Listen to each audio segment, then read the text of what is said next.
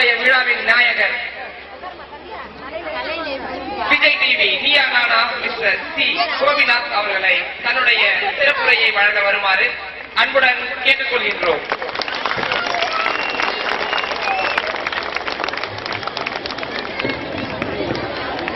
எல்லாருக்கும் வணக்கம். திரு ராமகிருஷ்ணன் அவர்களுக்கும் திரு சுப்பிரமணியன் அவர்களுக்கும் என்னுடைய சிறப்பான வணக்கத்தை. அவங்களுடைய யாருன்னு கேட்குறீங்களா? என்னுடைய ஃப்ரெண்ட்ஸ். திரு ராமகிருஷ்ணன் அவர்கள் எந்திரிச்சு சபைக்கு ஒரு வணக்கம் சொல்லணும்னு கேட்டுக்கிறேன். இவர் என்னுடைய பெஸ்ட் ஃப்ரெண்ட். மிஸ்டர் சுப்பிரமணியன் வந்திருக்கார், அவரும் என்னுடைய பெஸ்ட் ஃப்ரெண்ட். அப்புறம் இந்த நிகழ்ச்சியில் நல்லா ஒருத்தர் ஹோஸ்ட் பண்றார். அவருக்கு ஒரே ஒரு வேண்டுகோள், எங்க இருக்காரு? அவர் தான். தயவு செஞ்சு இந்த நீயா நானா புகழ்னு சொல்லாதீங்க. ஏதோ மிருதங்க வித்வான கூப்பிடுற மாதிரியே இருக்கு. கடம் புகழ், அந்த புகழ், இந்த புகழ். எப்போதுமே ஊடகத்திற்கு ஒரு மிகப்பெரிய பலம் இருக்கு. அது சரியா தவறான்னு எனக்கு தெரியல. ஏறக்குறைய நான் எவ்வளவு நேரம் பேச போறேனோ அதை விட அதிகமான நேரம் ஒரு பையன் நல்லா பேசினார். அந்த தம்பி ஆங்கிலத்தில் கோட் போட்டுட்டு, நான் எவ்வளவு நேரம் பேச போறேனோ அதை விட அதிகமா என்னை பத்தி பேசினார். இவ்வளவு பேசினவர் நான் என்ன எதிர்பார்த்தேனோ அதை சொல்லவே இல்லை. காரணம் நிறைய பேருக்கு தெரியவே தெரியாது. அவர் அமெரிக்காவில் வந்து பட்டம் வாங்கினாரு, டாக்டரேட் கொடுத்தாங்க, அவருக்கு வந்து ஆனந்த விடன் 5 வருஷம் அவார்டு கொடுத்துச்சு எல்லாம் சொன்னாங்க. அரிமளத்திலேருந்து 16 கிலோமீட்டர் தள்ளி இருக்கக்கூடிய அறந்தாங்கிலேருந்து வந்த பையன் தான் நாங்கிறத யாருமே சொல்லலை. நான் இந்த நிகழ்ச்சிக்கு வந்ததனுடைய நோக்கம், என்னுடைய அடையாளம் அல்ல. இது என் ஊருக்கு அருகில் இருக்கக்கூடிய ஒரு கல்வி நிறுவனம். அது தன்னால் ஆன முயற்சியை தொடர்ந்து இளைஞர்கள் மூலமாக செய்து கொண்டிருக்கிறது. அந்த இடத்துக்கு நாமும் போகணும் அப்படிங்கிற அந்த சின்சியாரிட்டியோட தான் நான் இந்த இடத்திற்கு வந்திருக்கிறேன். என்னுடைய புற அடையாளங்களை தொலைத்து விட்டு நான் என் சொந்த பூமிக்கு வந்திருப்பதாகவே உணர்கிறேன். இன்னைக்கு கிடைச்சிருக்கக்கூடிய இந்த அடையாளம் எல்லாம் நிலைக்கலாம், நிலைக்காமல் போகலாம். ஆனா ஊர்க்காரன் என்கிற அடையாளத்தை யாராலும் அழிக்க முடியாது. That is the important recognition a person should have. அரிமளத்துக்குள்ள நான் இங்க இருக்கக்கூடிய பாய்ஸ் ஹையர் செகண்டரி ஸ்கூலுக்கு வந்திருக்கேன். இங்க ஒரு பேட்மிண்டன் கோர்ட் இருக்கா, அதுல வந்து விளையாடி தோத்துட்டு போயிட்டேன் ஒரு தடவை. அறந்தாங்கி அரசு ஆண்கள் மேல்நிலை பள்ளியில தான் நானும் படித்தேன். 2-3 விஷயங்களை I would like to share. Sir ரொம்ப அழகா பேசினாங்க. அவர் நான் ஏன் அந்த நடு சேர்ல உட்கார வச்சேன் அப்படிங்கிறதுக்கு அவருக்கு ஏதோ ஒரு சந்தேகம் வந்துருக்கு. உண்மையிலேயே பார்த்தா இன்றைக்கு பரபரப்பாக இருக்கிறவர்களுக்கு மிகப்பெரிய அங்கீகாரம் கிடைக்கிறது. எப்பொழுதுமே அறிவை தன் பக்கம் தேக்கி வைத்திருக்கிறவர்களுக்கு தேவைப்படக்கூடிய அங்கீகாரம் கிடைப்பதில்லை அப்படிங்கிறது என்னுடைய தனிப்பட்ட பாயிண்ட் ஆஃப் வியூ. கோபிநாத் என்கிற ஒருவர் ஊடகத்தின் வழியாக உங்களை சந்திக்கிற காரணத்தினால் அவருக்கு கிடைக்கக்கூடிய முக்கியத்துவம் எல்லா இடங்களிலும் கிடைக்கிறது. ஆனால் ஊடகத்தின் வழியாக உங்களுக்கு தெரியவில்லை என்றாலும் அவருடைய பேச்சை நானும் வேறு சில இடங்களில் கேட்ட காரணத்தால் அவருக்குத்தான் அந்த முதல் மரியாதை கொடுக்கப்பட வேண்டும் சொல்லிதான் அவரை நான் நடுவில் உட்காருங்க அப்படின்னு சொன்னேன். ஒரு ஃபங்க்ஷனுக்கு நான் போயிருந்தப்போ நான் மேடையில் உட்கார்ந்துருக்கேன்.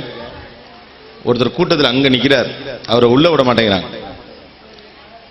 நான் இங்கிருந்து தேடி கண்டுபிடிச்சு பார்த்தா அந்த முகம் எனக்கு தெரிந்த முகம். நான் மேடையிலிருந்து இறங்கி இந்த கூட்டத்தை எல்லாத்தையும் தாண்டி அவரை போய் கையை பிடிச்சு கூட்டு வந்து மேடையில் உட்கார வச்சேன். அந்த கூட்டத்திற்குள் அவரை அனுமதிக்கல.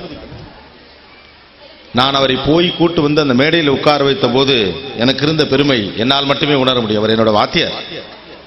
எனக்கு பாடம் சொல்லி கொடுத்து என்னை மேடையில் ஏற்றியவர் என் கூட்டத்தை பார்க்க அனுமதி கிடைக்காமல் வெளியே நிற்கிறார். நான் அவரையும் மேடையில் உட்கார வச்சேங்கிறது உங்ககிட்ட சொல்லணும்னு ஆசைப்படுறேன். ஸோ உங்களை சிக்கல்ல சிக்க வைக்கணுங்கிறதுக்காக சென்டரில் உட்கார வைக்கல.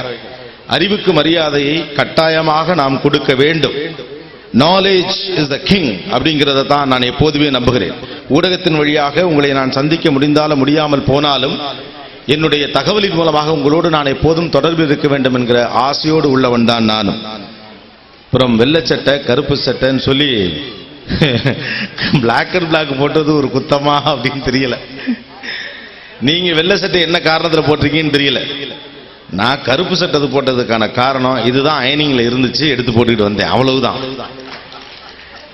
அவ்வப்போது கதர் சட்டையிலும் இடையிடையே கடைசியின் போது காவி சட்டையிலுமாக மாறி மாறி என்னை கருப்பு சட்டைக்குள் திணிப்பதற்கு எனக்கு டெமோக்ரஸி மேலே நம்பிக்கை இருக்கு, கேபிட்டலிசம் மேலே நம்பிக்கை இருக்கு, திராவிடத்தின் மேலே நம்பிக்கை இருக்கு, ஆன்மீகத்தின் மேலேயும் நம்பிக்கை இருக்கு. காரணம், எல்லாத்துக்குள்ளேயும் மனிதர்கள் இருக்காங்க. நம்பிக்கை இருக்கக்கூடிய நம்பிக்கை இல்லாத எல்லா மனிதர்களோடும் தொடர்பில் இருக்கணும்னு நான் ஆசைப்படுறேன். கடவுள் இருக்கா இல்லையா அப்படிங்கிறதுக்கும் நான் போட்டிருக்கக்கூடிய கருப்பு சட்டைக்கு சம்பந்தம் இல்லை. பிரச்சனை வந்தா கோயிலுக்கு போகக்கூடிய ஒரு சராசரியான ஆள் தான். ரொம்ப அழகான ஒரு விஷயம் சொன்னாங்க. வானத்தில் ஒருவேளை யானை பறந்தால் என்ன ஆகியிருக்கும் அப்படின்னு. கடவுள் இருக்கா இல்லையா அப்படிங்கிற கேள்விக்கு ரொம்ப அழகான ஒரு பதில். ஒருத்தர் இவர் சொன்ன மாதிரியான கடவுள் நம்பிக்கை இல்லாதவர், ஒருவர் கடவுள் நம்பிக்கை இருக்கிறவர். அவர் சொன்னாரா, கடவுள் இருக்குங்கிறதுக்கு என்ன சாட்சி? அறிவியல் எல்லாவற்றையும் செய்துவிடும். இன்னைக்கு அப்படியே ஹெலிகாப்டர் எடுத்துட்டு போயிட்டு சில்வர் பாஸ்பேட்டை மேகத்தில் அடிச்சோம்னா மழை பெய்யும். உங்க கடவுள் என்னத்துக்கு ஆவாரு? அறிவியல் எல்லாவற்றையும் செய்துவிடும், கடவுள் என்று ஒன்று இல்லை அப்படின்னு அவர் சொல்லியிருக்கார். அப்ப இவர் சொன்னாரா, நீ சில்வர் பாஸ்பேட்டை எடுத்துட்டு போயிட்டு மேகத்தில் அடிச்சா மழை பெய்யும், ஆனா நீ அடிக்கிறதுக்கு மேகம் இருக்கணும்ல, அந்த மேகம்தான் கடவுள் அப்படின்னு. இருக்கிறவனுக்கு கடவுள், இல்லாதவனுக்கு அது வேறு. ஓகே, அந்த டிபேட் எல்லாத்தையும் தாண்டி வருவோம். இப்பதான் ஆக்சுவலா 2வது டோலோ 650 போட்ட பிறகு ஓரளவுக்கு என்னுடைய தலைவலி குறைந்து ஊர் மக்களை பார்த்த உடனே ஒரு சந்தோஷம் வர ஆரம்பிச்சு. வடிவேல் ஸ்டைல்ல சொன்னா இப்பதான் எனக்கு கண்ணே பளிச்சுன்னு தெரியுது.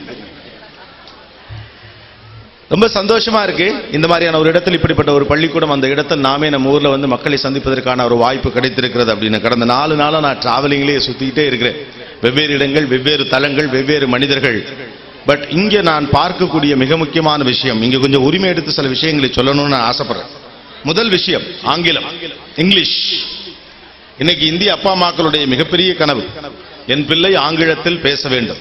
உண்மையிலேயே சார் சொன்ன மாதிரி அடுத்த தலைமுறை என்பது நிச்சயமாக எத்தனை மொழிகளை தெளிந்து வைத்திருக்கிறதோ அத்தனை மொழிகளுக்கு உண்டான சக்தியோடு வலம் வரப்போகிறது. நம்ம பிள்ளைக்கு மேக்ஸ் தெரியுதா, பிசிக்ஸ் தெரியுதா, கெமிஸ்ட்ரி தெரியுதா இல்லையா அப்படிங்கிறது எதிர்கால இந்தியாவுடைய கேள்வியாக இருக்காது. என்ன சொல்லப்போனா உலகத்தினுடைய தேவையாகவும் அது இருக்காது.